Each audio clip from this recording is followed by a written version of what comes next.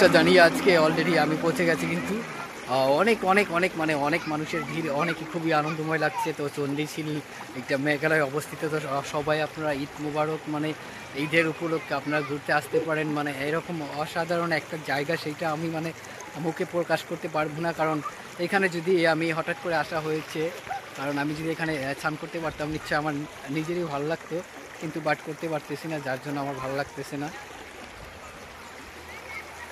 পানির কিন্তু শুনশুন আওয়াজে অনেকটাই সুমধুর আওয়াজটা শোনা যাচ্ছে, কিন্তু অনেকই ভালো লাগছে আমাদের। চারিদিকে শুধুমাত্র মানুষ, মানুষের ভিড়, কিন্তু আজকে ভিড়টা আপনার কম আছে, কারণ অলরেডি ঈদ পেরিয়ে গেছে, যার জন্য এতটা ভিড় নেই। কিন্তু না হলে কিন্তু অনেকেই ভিড় থাকে, মানুষ অনেকেই স্নান করে। আর তো গাইস, ফাইনালি আগের বারও শ্যুট করা হয়েছিল, তো আবারও আসা হইল সেই সন্ধিশীল।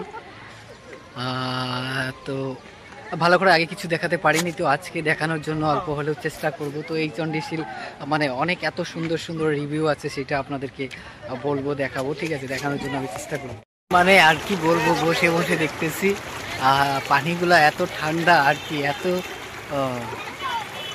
মানে কি ফ্রিজের মধ্যে রাখা হয়েছে মনে হয়, এইরকম দেখতেই পাচ্ছেন। অনেক মানুষের ভিড় কিন্তু। তো আমি একটা কথা বুঝতে পারতেছি না, কারণ এত পানিগুলো কোথা থেকে আসতেছে, কারণ এখন তো কোনো বন্যাও নেই, বৃষ্টি নেই, পানি পড়ছে না, কিন্তু তাও পানি আসছে, কিন্তু এত পরিষ্কার পানি দেখতে পাচ্ছেন, একদম চকচক করছে। মানুষগুলো দেখেন, ছেলেগুলো গা দিচ্ছে, স্নান করছে, অনেকে এদিকেও করছে, চতুর্দিকে করছে, কিন্তু অনেকটাই ডিস্টেন্স, কিন্তু এইটা মনে হয় লাস্ট বর্ডার কত অবধি আছে সেটা আমার নিজেরও জানা নেই, কিন্তু এত সুন্দর করে পানিতে আসছে পাথরের মধ্যে, মাঝে মাঝে বয়ে বয়ে অনেক দূর থেকে, অনেক ডিস্টেন্সে থেকে। কিন্তু ব্যাপারটা আমি খুবই চিন্তিত, কারণ এত পরিষ্কার পানি যেগুলো আমরা ডিসকভারিতে দেখে থাকি, সেই রকমই কিন্তু একটা দৃশ্য, একদম মনোরম, মনোমোহা, মন মুগ্ধ করে দেবে এই দৃশ্যই। খুবই মানে বলবো কি, মানে বলার জায়গা নেই। দেখুন পরিষ্কার, মানে উপরে মানুষগুলো দাঁড়িয়ে আছে, সব কিন্তু পরিষ্কারভাবে আমরা পানির মধ্যেই দেখতে পাচ্ছি, কিন্তু পানি কিন্তু ওরকম বেশি নেই, অল্প পানি আছে, অল্প ঝিমঝিম ঝিমঝিম পানির মধ্যেই। কিন্তু দেখুন অনেক ওই সাইডে, এই সাইড থেকে ওই সাইডে শুধুমাত্র পাথর দিয়েই কিন্তু যাওয়ার জন্য রাস্তা আছে। অনেক রাস্তায় কিন্তু এইভাবেই কি ফটো শ্যুট করছে। ফটোগুলো আমি ফটো উঠতে পারিনি, আমার দুর্ভাগ্য, কারণ ভালো লাগে না ফটো। কিন্তু কথা হলো, এখন এই যে শেষের লাস্টের দিকে সমস্ত কিছু দেখানোর জন্য চেষ্টা করলাম। তো এই জায়গায় থাকলে শুধুমাত্র থাকতে ইচ্ছে করে, তো আপনারা ঘুরতে আসতে পারেন চণ্ডীশিলা মেঘালয়ে। এটা হলো আপনার চিভিনাং হয়ে বাইপাস করে ভেতরে আসতে হয়।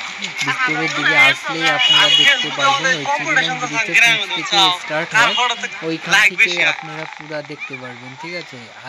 আসার পরে আপনারা এখানে স্নানও করতে পারবেন। তো আমরা অলরেডি চলে আসলাম, এখন বাড়ির দিকে রওনা হব, যার জন্য আমি গাড়ির থেকে কিছু দেখানোর জন্য চেষ্টা করতেছি। তো সবাই মানে ভিডিওটা কীরকম হইলো কমেন্ট করে জানাবেন, বা এইরকম যদি বড় ভিডিও বা আপনারা কোনো জায়গা দেখতে চান, নিশ্চয়ই আপনারা কমেন্ট করে কিন্তু ভরপুর করে লোড করে দেবেন কোন জায়গাটা আপনারা দেখতে চান। অ্যাকচুয়ালি সেই জায়গাটা আমি দেখানোর জন্য চেষ্টা করব। আর বিশেষ করে আপনারা সবাই আমাকে সাপোর্ট করবেন, অল্প সাপোর্ট করলে আমি আপনাদের এগিয়ে যেতে পারবো, আরও ভালো কিছু করতে পারবো। ধন্যবাদ, ভালো থাকবেন সবাই।